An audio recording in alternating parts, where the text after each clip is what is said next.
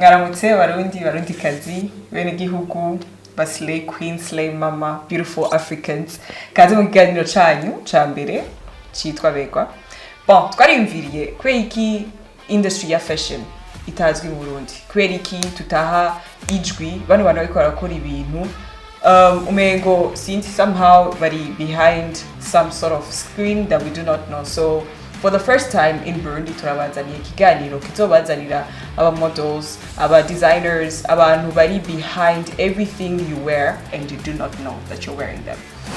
Uno munsi twahaye chance and opportunity yo kubazanira umu designer umwe mu Burundi. Genda umwanya ndamwakire atubwire wari we.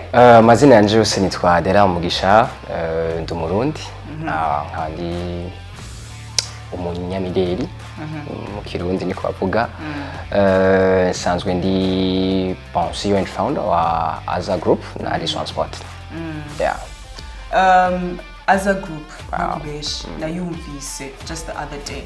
Bituma ngira curiosity yo kumenya eske bano bantu bakora iki, nigiki bamaze gukora mu Burundi, and I'm pretty sure hari abandi batabizi. Can you share with us muri bande mukora iki?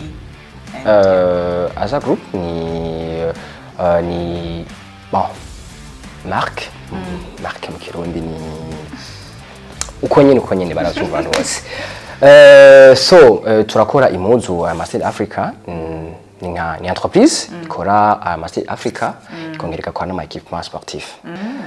Hama turamaze no gushobora kwambika ama equipe gatandukanye mu Burundi, equipe nationale, ama club ya première division, football, basket, athlétisme, hose. Yeah. That's interesting. Really interesting kubera twagize a small research, Twitter research. Tiko turabaza abanyagihugu eske muzi ayahe ma brand, muzi niyihe marque muzi yo mu Burundi. Surprisingly the results are really shocking. Let's take a short minute. Mwanya muto gato turabe what the people had to say. Ni sawa cyane. Murakomeye? Yego. Nitwa bande? Nitwa Niyokinde Omer. Omer? Yego. Omer tukubaze. Adidas urayizi? Yego ndayizi. Puma urazizi? Yego. Za Nike zose? Yego. Niyihe marque yo mu Burundi uzi? Marque yo mu Burundi. Oya kabisa. Nta nimwe mwizo zose adondagoye. Anti wa fabrika nga mu Burundi ba. Tuzi impuzu za Bantu Boy.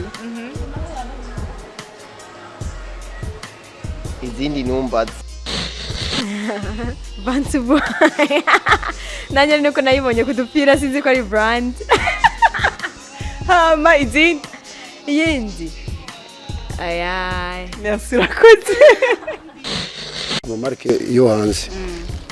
Hariyo ma Louis Vuitton, hariyo ma Gucci. So izo zose ma African Boy, ma Fila, ma Nike. Izo. None marque yo mu Burundi uzi niye? Marque yo mu Burundi. Yo novuga. Novuga marque za triko za Bantu Boy, triko za Birimani Boy. Nizo marque novuga jewe zizo mu Burundi. Nabonye banarumewe. Ngerageje kuraba yo video. En fait mu Burundi wacu ni bon. Je ndabatahura cyane gose. Ndabatahura kuko bavutse ivyo baza bazumaze kubona. Ariko twenga wacu Burundi turisuzugura cyane kandi ntiduha agaciro ivyacu. Bashobora kongera yuko bavuze Adidas, bavuze Nike, Puma, Louis Vuitton, abantu aho tuzi. Muri twenga wacu Burundi hano bishoboye. Hariho abarundi bishoboye. Si twebweho nabandi barashne ivyo maze kubona. Kandi tugerageje kuraba impuzu za Louis Vuitton n'impuzu za Nike cyangwa Adidas cyangwa Puma, Pepa. Ido zose bariko babanda bavuze. Turabishoboye. Impuzu nimwe, couture nimwe, imashini bakoresha n'izimwe. Rero mukuri bavuga ivyo babonye. Natwe twongera dusaba abarundi bashobore gukunda ivyabo. Nizo bakunda ivy'umunyamahanga ntituzomubona. Ariko je Adelard uzombona yuko ko bashobora kumubona, c'est facile cyane kumubona kandi biraryoshe gukora ikintu ciwanyu kuko uri kuraraba turagenda tukabashorera bobo, tukabashira amadovize, dufise amarundi nta madolari dukora mu Burundi, tukaja kubashorera tukabashira amadovize, alors que tuyagumije nka Burundi wacu tukishora twebwe nyene amadovize naho tugura amarundi, ariko aya mahera ya amadovize tujana hanze akaguma ngaha.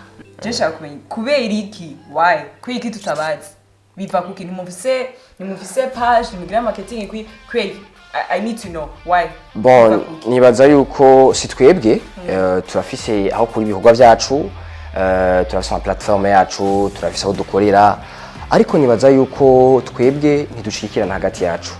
Twe turashobora kuronka ama evenement, ama festival abahanze, ama expo, tukagenda kubera iki, ariko tubaho n'abandi bantu, abandi ba design bo mu bindi bihugu bobo baraprendre en charge.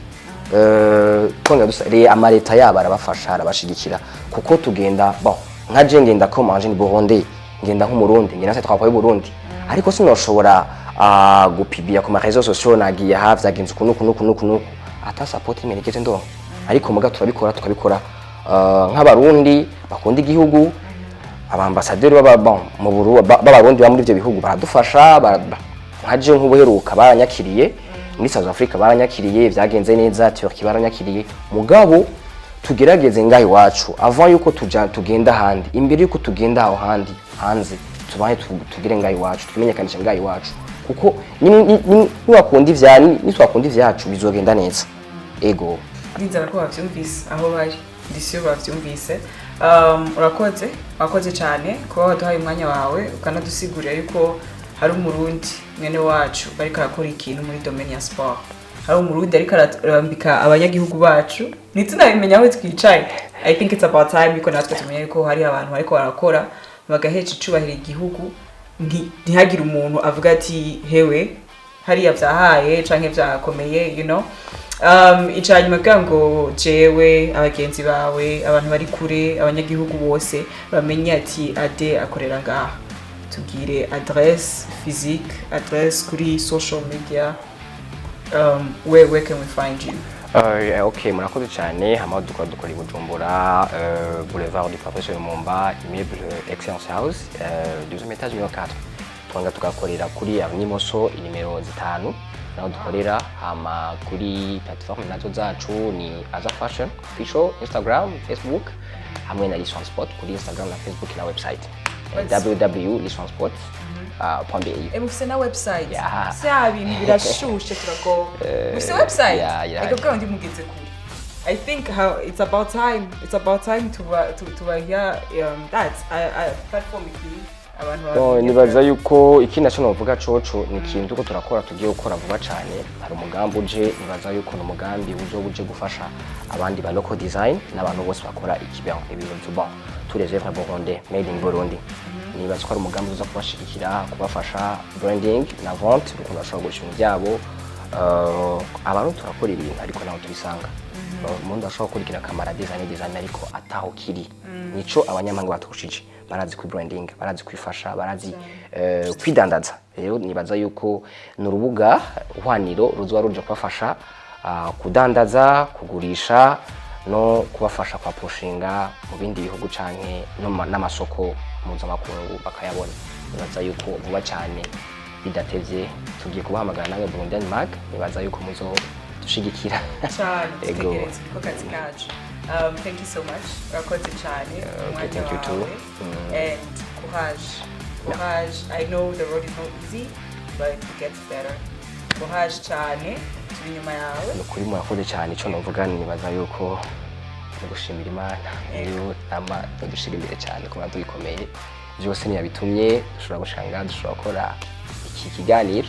Imana ibahezagire, ibaho umugisha kandi natwe bane natwe mu dukora byose. Tukaba turatungiye ku mugisha. That's it for today. Thank you very much for joining us. This on the screen yari Anaïsa Masabo for Burundiana Magazine kuri emission shasha tubazaniye Berwa, styled by Yukoko Brand. Murakoze cyane.